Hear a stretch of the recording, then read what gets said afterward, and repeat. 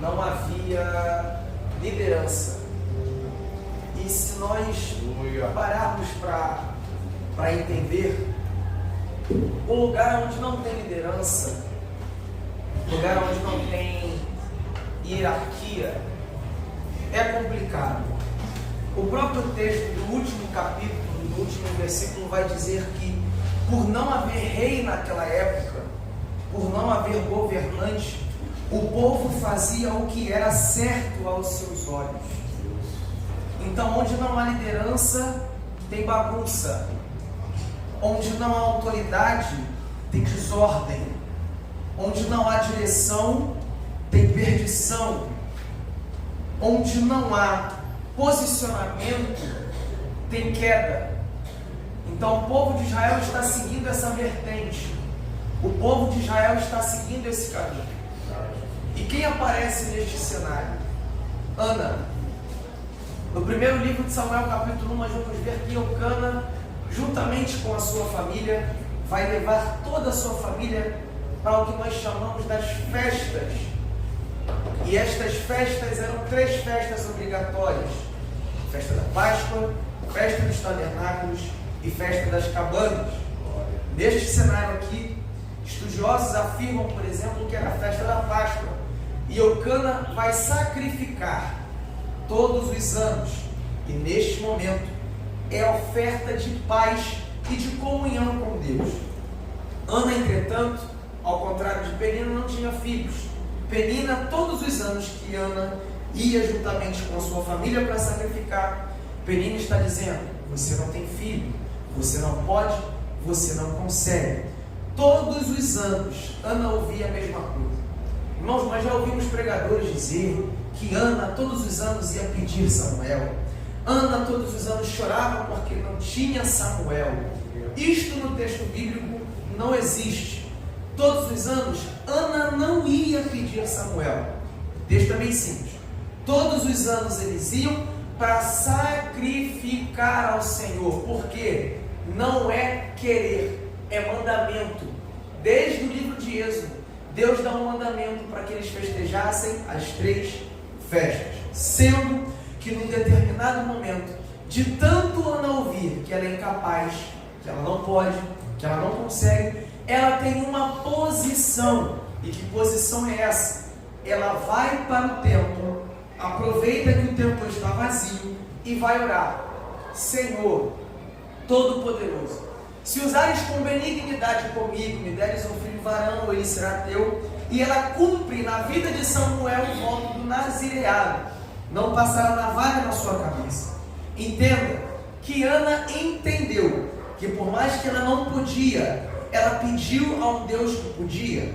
Ana sabia que não conseguia, mas ela pedia a um Deus que consegue. Ana, ela podia não ter condições, mas ela ora a um Deus que dá condições. Como assim? É Deus dizendo para nós: existe uma juventude que diz: eu não posso fazer faculdade, eu não consigo ter condições financeiras de ter uma faculdade, eu não tenho condições até mesmo, talvez mentais e morais, de ter uma família que eu sempre sonhei. Mas Deus está dizendo: você não pode, mas eu posso te dar. Você não consegue, mas eu consigo fornecer. Você acha que não pode chegar, mas o meu poder é tanto que eu faço você chegar. Glória a Deus. Então Ana faz essa oração e entrega Samuel para Deus. É aí que Deus lembra de Ana. Ora, Deus por acaso se esquece ao ponto de se lembrar? Na verdade não.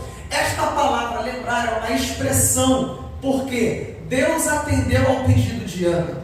Para que eu venha correr com um texto que seja mais breve, Deus concede Samuel para Ana. Samuel está ali nos braços de Ana sendo cuidado. Vai passar o tempo que Samuel é desmamado, Samuel cresce e está ali nos cuidados de Ana. Chega um determinado momento que chega o tempo de Ana cumprir o voto que ela deu. Qual foi o voto que ela deu? Se crescer, se o Senhor me der, vai ser seu. Ana entrega Samuel no templo, nas mãos do sacerdote Eli. Mas naquela época, quem também servia como sacerdote? Ofni e Finéias, os 2 filhos do sacerdote naquela época, e que por linhagem, que por tradição e mandamento não estavam ali por mérito, estavam exercendo o cargo apenas por serem filhos de Eli e não por mérito. Estavam exercendo o cargo apenas por serem filhos de Eli e não por capacidade. Estavam exercendo o ministério apenas por serem filhos de Eli e não porque se dedicavam à vontade do Senhor. Como assim? O texto vai nos dizer que esses homens, esses jovens, filhos de Eli, eram tão perversos que transgrediam a lei, tinham relações sexuais com as mulheres dentro e fora do templo, e também queimavam e comiam a parte da gordura que Deus havia mandado não comer. Irmãos, isso aqui é uma lei vaicrática. Como assim? É uma lei levítica. E qual era a lei levítica? Expressamente proibido beber do sangue dos animais que eram oferecidos ao altar e também parte da gordura. Por quê? Era mandamento de Deus, era ordem, era princípio, e princípio não se quebra, ordem não se desobedece, e tudo aquilo que Deus manda obedecemos. Quando nós olhamos o texto, nós vamos ver que Ofni e Finéias incitam o seu auxiliar a pegar o garfo, colocar dentro do caldeirão e puxar a oferta, ao ponto que os ofertantes diziam assim: olha, pelo menos permita que a gordura venha a ser queimada e que a gente permita oferecer sacrifícios ao Senhor. Diz o texto que ainda assim eles não permitiam a gordura ser queimada. O texto nos diz no livro de Levítico, capítulo 7, nos últimos versículos, que aquele que bebia do sangue e comia da gordura era eliminado ou extirpado da congregação da época. Esta palavra cortado, eliminado, vem do hebraico karat, que vem também de cortar árvore, uma penitência, um castigo que Deus dava a alguém com um peso severo, se não dizer com o peso da morte.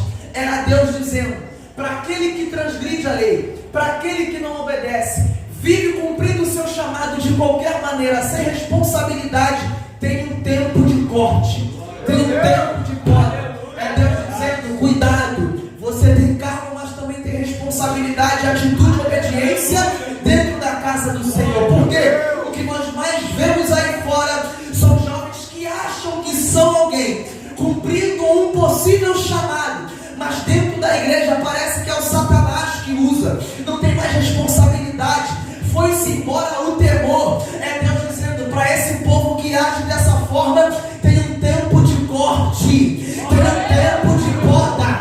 É Deus dizendo: a minha presença não se apartou, o meu juízo não cessou e o meu fogo não se apagou. Para quem desobedece, para quem vive uma vida profunda em cima do altar, tem um tempo de corte, tem um tempo de poda, tem um tempo de correção e consequência. E aí, essas notícias chegam aos ouvidos de Eli. O povo de Israel comenta: Eli já era velho. E Samuel, no meio desse rolo todo, apenas ia crescendo. Ninguém via Samuel, mas Samuel ia crescendo. E Samuel permaneceu no templo, porque fruto de oração permanece. E Samuel cresce e se desenvolve. Ninguém está vendo, mas Samuel está crescendo.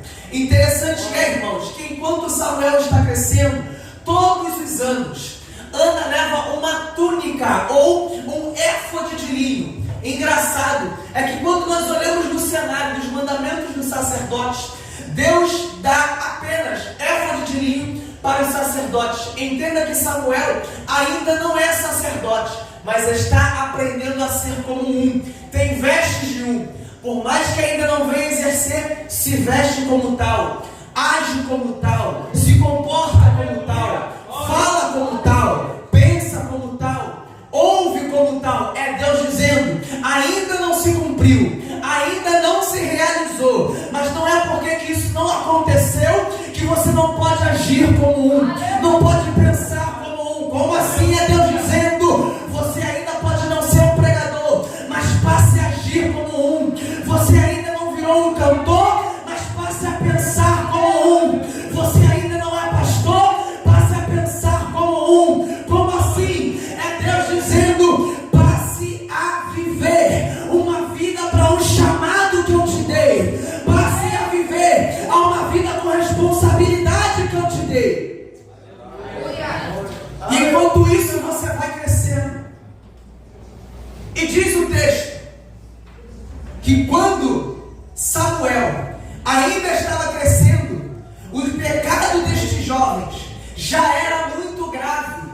aos olhos do Senhor.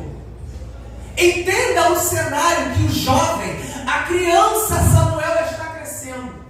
Não é um cenário propício de crescimento.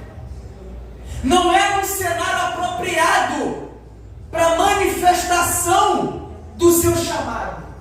Não é um cenário favorável para o seu crescimento. Mas mesmo assim, ele crescia. E às vezes nós esperamos um cenário favorável para fazer. Às vezes nós esperamos um cenário favorável para crescer. Às vezes esperamos um cenário que seja a nosso favor para que a gente faça.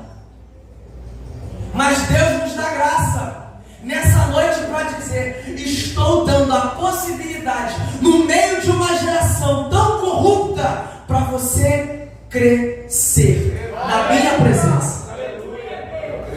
Ser como Ofni e Finéias, que vivem as suas vontades, que vivem os prazeres da sua carne, mas sim não vivendo segundo a carne, mas vivendo segundo o Espírito. Deus tem um caminho de construção para aqueles que são servos, para aqueles que são fiéis, para aqueles que são obedientes à sua palavra. E se nós formos ver todo o decorrer da vida de Samuel, quem foi Samuel? Profeta, juiz e sacerdote. Samuel exerceu o princípio do sacerdócio. E o que era o princípio do sacerdócio? Levar as orações do povo ao Senhor. Exerceu o princípio do profeta. O que era o princípio do profeta? Levar Deus ao povo. E o princípio de juiz? Outorgar, decidir, sendo voz de Deus, boca de Deus perante aquele povo, ministrando, servindo na presença de Deus. E a palavra que eu quero deixar para o seu coração é essa: Deus quer levantar uma geração de Samuel nos dias de hoje. Porque vivemos em uma geração, Vinícius, onde as pessoas pregam e só vive isso aqui na igreja. Eu falo isso aqui com todo respeito, tá, irmãos?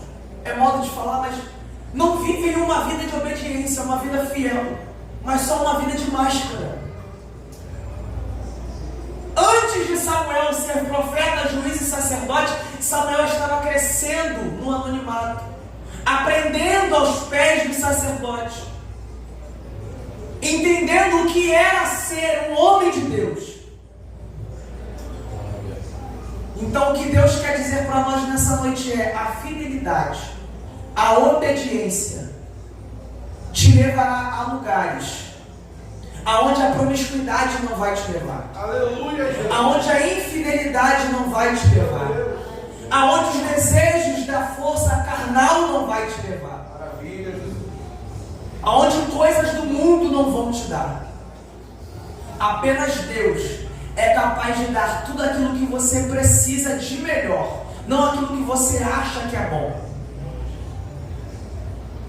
Então, quando for para servir, sirva com excelência, obedeça com vontade e viva intensamente na presença do Senhor. Porque eu creio que depois da noite de hoje, a partir da noite de hoje, nascerão grandes profetas, grandes sacerdotes, pastores, missionários, pregadores, cantores, grandes famílias nascerão dessa noite. Falo isso como voz profética. Em nome do Senhor Jesus, carreguem hoje, jovens, essa mensagem. Aleluia! Sirvam com excelência, obediência e fidelidade, porque daqui a alguns anos vocês vão ver que esse plantio vai ter uma semeadura muito grande na vida de vocês e na vida do reino do Senhor. Amém? Que Deus abençoe os irmãos. Agradeço a oportunidade em nome de Jesus.